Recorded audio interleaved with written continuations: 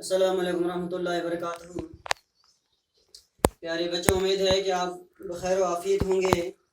आज यानी 15 जून बरोज़ सोमवार 2020 ईस्वी को मैं Naseer Ahmad Shah, teacher government primary school Chhapran का छमा करालपुरा कुपवारा आपसे दोबारा मुखातिब हूँ। परसों हमने पढ़ा था क्लास 5 सब्जेक्ट इंग्लिश, टॉपिक था the man who empowered the blind. ठीक है ना बच्चों? मैंने उसी दिन आपको कहा था कि लेसन बहुत बड़ा है, इसमें 2 दिन भी लग सकते हैं, 3 भी, 4 भी लग सकते हैं। तो आज हम इसी को आगे बढ़ाते हैं। तो आगे पढ़ेंगे। परसों हमने पढ़ा था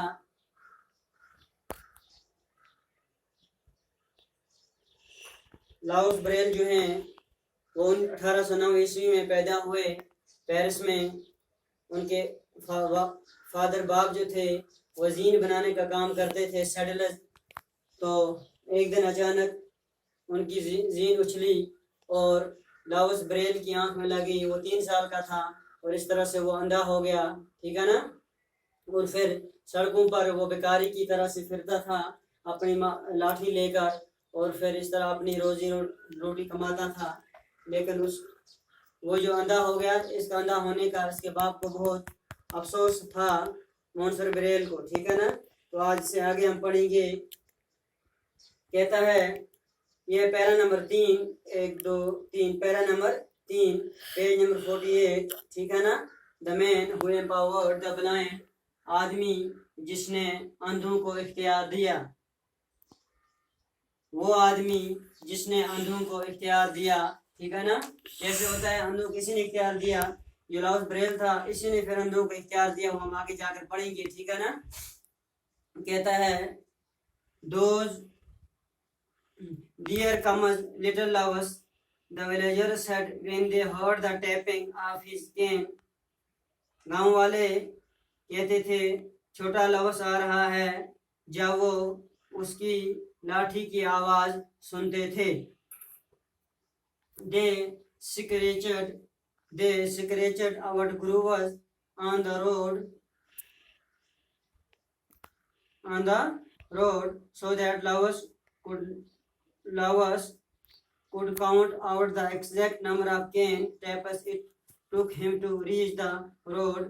उन्होंने छोटी छोटी नालियां निकाली थी सड़क पर, और इनको लवज जो था, छोटा लवज जो था, अपनी लाठी मारता था और गिनता था, और गिन कर वो सड़क पर पहुंच जाता था। सड़क तक पहुंचने के लिए इन लोगों ने नालियां बनाई थी कुछ, और उनको वो गिनता था, नाली में अपनी लाठी मारता था और इस तरह वो सड़क तक पहुंच जाता था।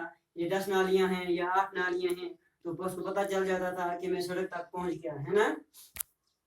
Tap tap tap, so many taps to the big trees, so many more to the pond, they many more to the hills. This tapping stayed with him through his life and was to mean much to the world later on. ये जो थी tapping जो थी, ये जो आवाज़ जो थी, इस लाठी की आवाज़ जो थी, ये बहुत तमाम उम्र इसकी ज़िंदगी के साथ रही। और उसके बाद क्या होता है? At home as he grew older, घर पर जब वो बड़ा होता गया, Loves tried to help his father in the harness shop. अब ये अपने बाप को जीन बनाने में काम कर रहा था, मदद कर रहा था, जीने बनाने में अपने बाप की मदद कर रहा था।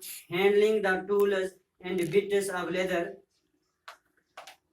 चमड़ा जो था, चमड़े के काम करने में, चमड़े के हथियार उठाने में ये बाप के साथ मदद करता था। Louis's fingers grew nimble and strong, his hearing became very keen. वो जो था, वो उसकी उंगलियां जो थी बड़ी फिट थी, अच्छी थी। उसकी जहन जो था, उसका जहन जो था बच्चे बहुत अच्छा था। At the village school his teacher was amazed eight how well Laue's learned by year and memory. गांव के स्कूल जो था उसका, वहां पर उसका उस्ताद जो था वो बहुत हैरान होता था कि लाउस जो है ये कितना जल्दी सुन लेता है और इसकी याददाश्त बहुत अच्छी है। Yet he was unhappy, for Laos wanted to learn to read and write like other children, and he knew he could not.